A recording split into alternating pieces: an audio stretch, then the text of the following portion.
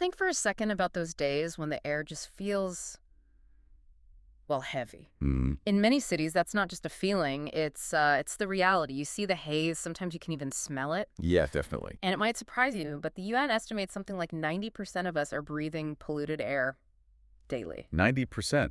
It's kind of staggering when you think about it. It really is. And this isn't just some abstract environmental issue, is it? It's hitting us, individually with every single breath. That's exactly right. When we talk about pollution, it's not some far-off threat. The World Health Organization, they've linked air pollution directly to about 7 million premature deaths every year. 7 million. Yeah. To put that in perspective, that's actually more than many major diseases combined. That really is sobering. And the main culprits, mostly the fossil fuels we rely on, right? Coal, oil, gas. Pretty much. Burning them releases this cocktail of harmful stuff. We hear a lot about Kochi, carbon dioxide, and climate change. Right, the big one. But there are also things like nitrogen oxides and particulate matter, these tiny, tiny particles. And those are the ones that get really deep into your system. Exactly. Deep into our lungs, they can even get into the bloodstream.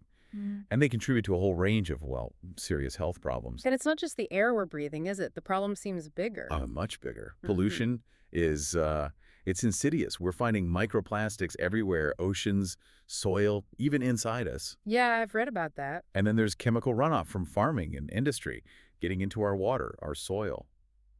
It affects the food chain, the food we eat. So it's like this whole web: air, water, soil, food. It's all interconnected. Really impacts our health and, frankly, the planet's health, too. Okay, so it's clear we're facing a huge challenge. You could even call it a public health emergency rooted in pollution. Definitely. But here on the deep dive, we don't just want to, dwell on the problems. We want to dig into solutions, real ones. And that's where green energy really comes into the picture. Yeah, let's talk about that. Think of it as a fundamental shift, right? Towards cleaner air, cleaner water, just a healthier future for all of us. Exactly.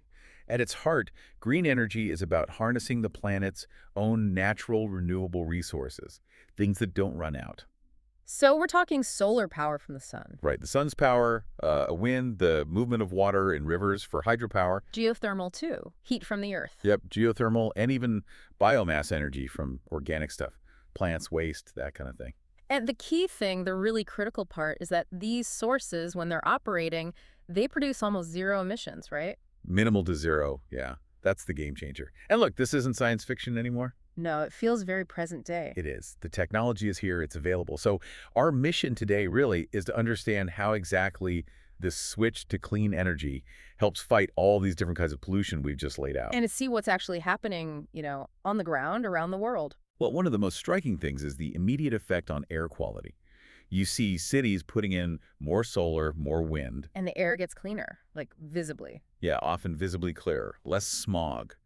And that directly translates to fewer hospital visits for things like asthma and other respiratory issues. That makes sense. You can imagine kids having fewer asthma attacks, being able to play outside more freely. It's a very tangible benefit. And beyond cleaner air, think about water. This was something that surprised me, too. Yeah. What about water? Well, we know hydropower involves water, obviously. Hmm. But traditional power plants, coal, nuclear, they use enormous amounts of water just for cooling. Huh. I didn't realize it was that much. It's a huge amount. Green energy sources like solar and wind, they generally need much, much less water to operate.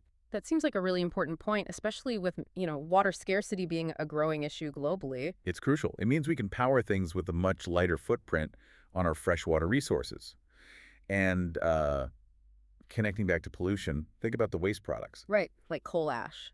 Exactly. Coal plants produce tons and tons of this ash. It can have toxic heavy metals in it, and getting rid of it safely is a massive challenge, And nuclear power has its own waste issue, the radioactive stuff.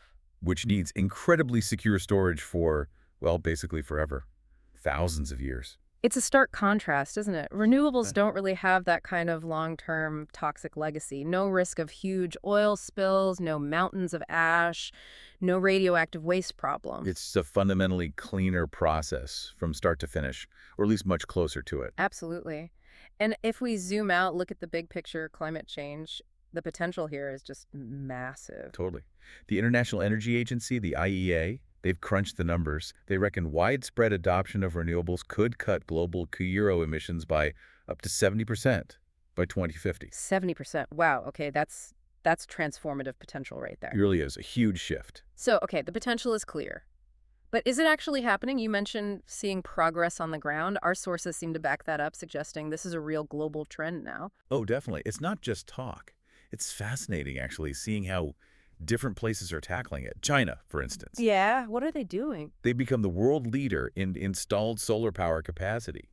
Just the scale of their investment is incredible. Okay, so huge scale there. Any other examples? Well, look at Denmark, a much smaller country, but they're getting close to 50%, half of their electricity, just from wind power. 50% from wind. That shows what's possible with focus. Exactly.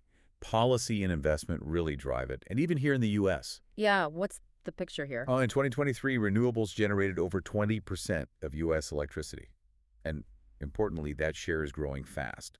The momentum is there. 20% and climbing. That's significant progress. But I thought the example from Africa was really interesting too, the off-grid solar. Yes, that's such a powerful illustration of how green energy can solve multiple problems at once. How so? Well, in many parts of Africa, building out traditional fossil fuel-based power grids is super expensive and difficult. It just hasn't happened in a lot of areas. Right. So these smaller off-grid solar systems, they're bringing electricity to millions of people for the very first time. Lights, charging phones, powering small businesses. Without needing the massive polluting infrastructure first. Exactly. They're kind of leapfrogging that stage. It's Yeah. improving lives directly and avoiding locking in future fossil fuel pollution. It's pretty remarkable. It really shows how flexible these solutions can be. And it seems like the advantages aren't just environmental, right? Our sources mentioned economic benefits, too. Absolutely. Okay. That's a huge part of the story. The renewable energy sector is becoming a major source of jobs. More jobs than fossil fuels? Potentially, yes. IRENA, that's the International Renewable Energy Agency, they project that this transition could create over 40 million jobs worldwide by 2050. 40 million. Yeah, that's nearly 3 times the jobs currently in the fossil fuel industry. So we're talking about building a whole new sustainable economy. That's a really compelling argument, beyond just the environmental side. And what about energy costs? Does it get cheaper for people? That's another potential benefit.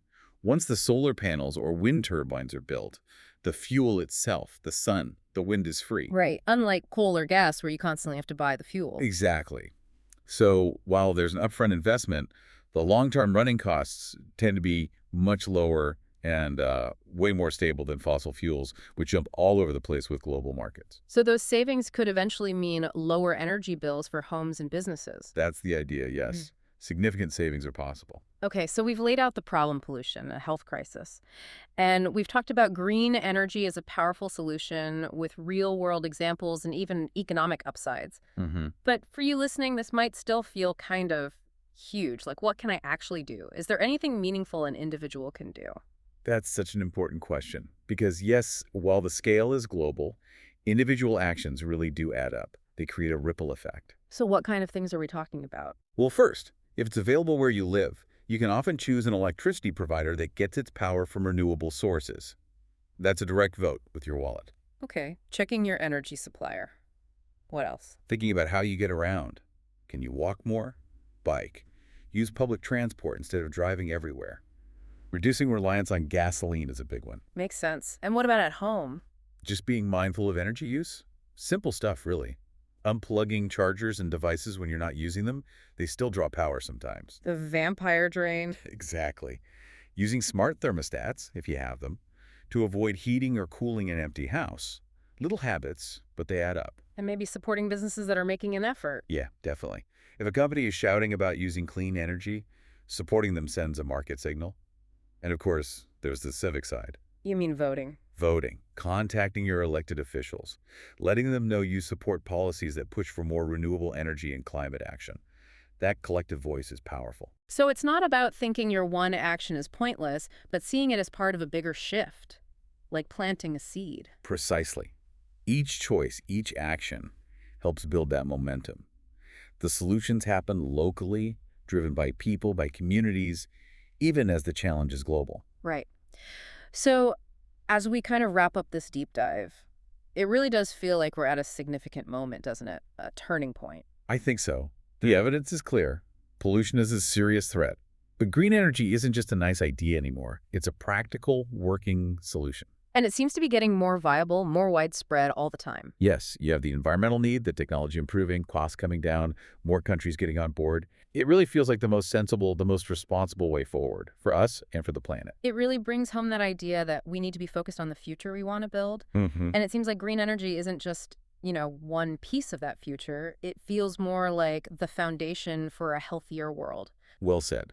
And building that future needs ongoing conversation, shared understanding. So as you think about this stuff, maybe talk about it with friends, family. Keep the conversation Yeah, going. let the ideas spread, let the understanding grow, like sunlight powering those solar panels. Because ultimately, we do have power here, right? Individually, together, we have agency.